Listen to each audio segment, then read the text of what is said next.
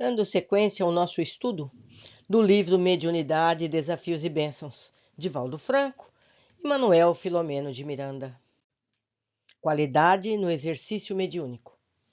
A condição essencial para ser alcançado o nível de bom médium, isto é, aquele que tem facilidade para as comunicações, conforme considerava o codificador do Espiritismo, Allan Kardec, é resultado do esforço empreendido para a sua transformação moral para melhor. Enquanto vicejem nos sentimentos do candidato a realização da atividade mediúnica enobrecida os sentimentos de hostilidade, melindre, suspeitas, ciúme e todo o séquito nefasto do ódio, do ressentimento, da vingança, a sintonia psíquica defluirá dessas ondas que se expressam como irradiação mental negativa, atraindo forças perturbadoras semelhantes, que passarão a dominar-lhe a conduta física e emocional, levando-o a compreensíveis transtornos psicológicos e a enfermidades desnecessárias. Inegavelmente, cada indivíduo respira no campo das próprias exteriorizações mentais e morais, eliminando e reabsorvendo as energias que lhe tipificam o nível de evolução espiritual. Envolto nas teias dos pensamentos servis, ser-lhe-á difícil estabelecer largas faixas vibratórias, elevadas e sutis, que proporcionem a captação das ideias, dos sentimentos procedentes da erraticidade superior, onde se movimentam os guias da humanidade, encarregados do progresso, da felicidade das criaturas humanas. Pelo contrário, mergulhará nas camadas grosseiras defluentes das ondas comportamentais emitidas pelos espíritos doentes e desorientados, entre os quais aqueles que se comprazem nas ações inquietantes e perversas de que padecem todos quantos se lhe associam pela identidade vibratória. Então, como já nós entendemos, a gente atrai para si aquilo que a gente também é, também pensa, também pratica. Então, se pensamos o bem, se pensamos a fraternidade, a solidariedade, vamos atrair espíritos elevados que vão nos ajudar a transmitir essas mensagens de incentivo. Pelo contrário, se somos pessoas egoístas, pessoas vingativas, pessoas que desejam o mal às pessoas, que têm algum tipo de rancor, vão também atrair pessoas dessa mesma faixa vibratória. Continuando. O exercício mediúnico, por outro lado, não pode ficar adstrito aos breves espaços em que se realizam as reuniões semanais especializadas, porque, sendo orgânica, a faculdade se é médium em todos os dias e em todos os momentos, durante o período em que permaneçam os recursos dessa natureza. Ou seja, somos médiuns o tempo todo. Porém, cabe-nos filtrar essa interferência, inferência, essa aproximação. Desse modo, torna-se imprescindível a manutenção das forças específicas mediante a educação emocional, através dos propósitos acalentados, no esforço que lhe cabe empreender para a superação das más tendências, passando a merecer a proteção e a assistência dos mentores da vida maior, que contribuirão com a segurança em favor da sua mais ampla maleabilidade psíquica, facultando-lhe o intercâmbio valioso. Ou seja, nada adianta a gente dentro do centro espírita, está muito bonitinho, elevado, né, fazendo suas orações, se quando sai dali, fala mal do vizinho, fala mal da sogra, não é verdade? Tem raiva da pessoa que passou com o carro e jogou água nela. Não pode. A gente tem que treinar o equilíbrio emocional. Continuando.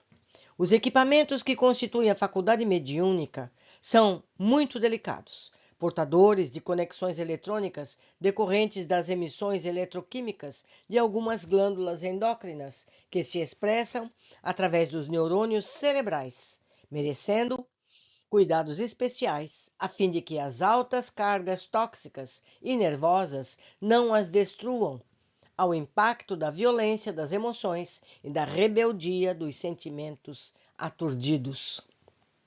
De igual maneira, A transformação dessas sensações grosseiras em emoções elevadas constitui valioso recurso para a permanência na sincronização dos equipamentos que facultam a captação e a transmissão das comunicações espirituais. Por isso, a disciplina mental, favorecendo o controle das ideias e imagens elaboradas, a permuta de identificação espiritual, ampliam as possibilidades de mais segura vinculação com as fontes superiores da imortalidade.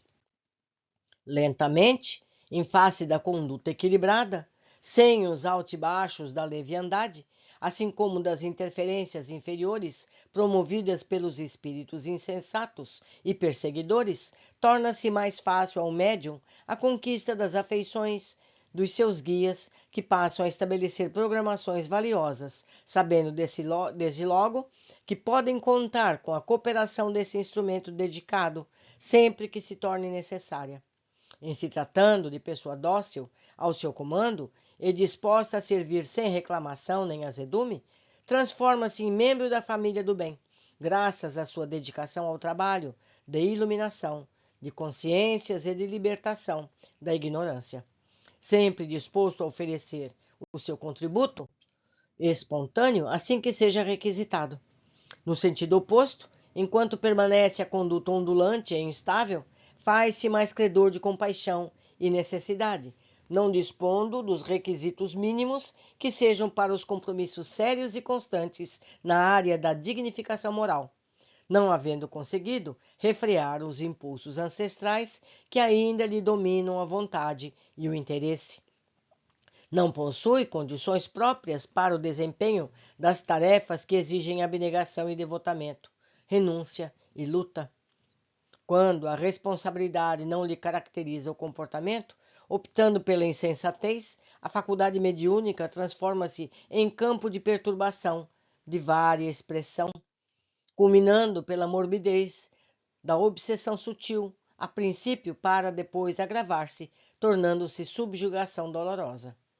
Todo cuidado deve ser tomado pelo médium sério, que deseja manter-se em equilíbrio a serviço da vida, evitando sevícias morais produzidas pelos espíritos inferiores, que buscarão atormentá-lo, disparando de contínuos e bem direcionados dardos mentais, capazes de lhe prejudicarem a saúde física, o comportamento, a emoção e a mente. Nesse sentido, a vigilância, a oração, o cultivo dos bons pensamentos constituem recursos valiosos que não podem ser desconsiderados ao lado do trabalho perseverante dedicado à edificação em favor do seu próximo, num como no outro plano da vida. O bom médium aciona os compromissos de cidadão útil à consciência da paranormalidade que lhe cabe desenvolver a benefício próprio, de começo e por fim, de natureza geral. O exercício da mediunidade deve produzir indizível bem-estar, por proporcionar a sintonia com as elevadas esferas espirituais, nas quais o medianeiro aure conforto, inspiração e inefável alegria de viver, em decorrência dos conteúdos psíquicos e emocionais que flui. Saber-se instrumento útil, conduzido por sábios obreiros da luz e da verdade, com tarefas específicas, transforma-se-lhe em formosa razão para mais e melhor servir. A convivência frequente com esses nobres mentores, que o inundam de ideias felizes, de energias saudáveis, proporcionando-lhes emoções inabituais, caracterizadas pela euforia que se desdobra em sentimentos de amor e compaixão, de lídima fraternidade, de ternura, de perdão e de caridade. Vivenciando no dia a dia essas emoções, durante os parciais desdobramentos pelo sono fisiológico, participa da vida espírita, operando ao lado dos seus benfeitores, movimentando-se no grande lar e prosseguindo na aprendizagem, bem como fixando preciosos conhecimentos que o enriquecem e capacitam para mais feliz desempenho na caminhada terrestre. Médium a todo momento, a sua existência torna-se produtiva, iluminada, bela, podendo enfrentar os desafios e os sofrimentos que lhe cabe vivenciar com real satisfação.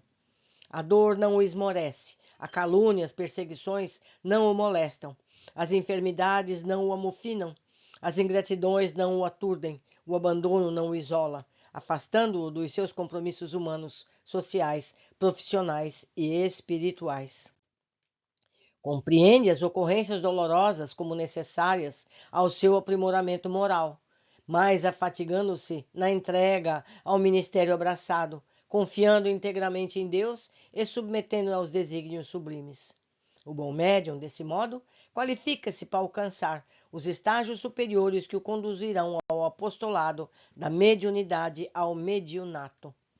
Tropeços, instabilidade, desgostos, sofrimentos não são dos médios exclusividade. Todas essas e outras ocorrências fazem parte do processo de evolução dos espíritos comprometidos com as soberanas leis. Graças, porém, à mediunidade, mais fácil torna-se-lhe a aceitação das provas expurgadoras, por facultar-lhe resgatar o mal que praticou anteriormente através do bem que ora se encontra realizando. Ao lado desse benefício, o carinho, a gratidão e o afeto dos espíritos que o utilizam intercedem em seu favor, cercam-no de bênçãos de tal modo que, em vez de crer-se no abandono, menos feliz, constata que avança a largos passos para a conquista da plenitude sob o comando de Jesus, o excelente médium de Deus. Meus amigos, não é fácil. Os percalços vêm.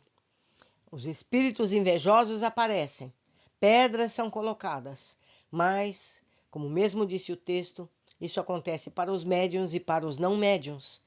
Cabe aos médiuns entender que tudo é degrau para subirmos cada vez mais nos planos da vida. Ficamos por aqui, aguardo a todos na sequência deste nosso estudo. Até breve.